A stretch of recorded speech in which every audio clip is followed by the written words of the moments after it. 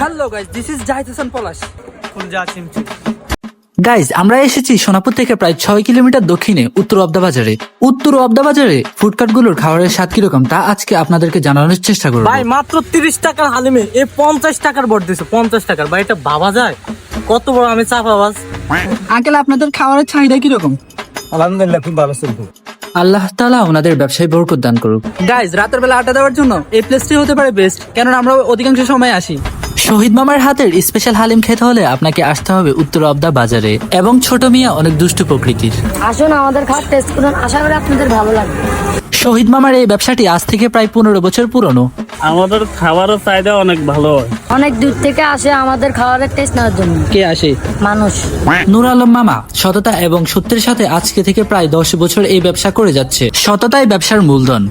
আপনারা আসার চেষ্টা করবেন উত্তর অবদা বাজারে রোড সাইড কিচেনের খাবারের টেস্ট নেওয়ার জন্য। আর আজকের ব্লগটি এখানেই সম্পূর্ণ করা হলো। টাটা।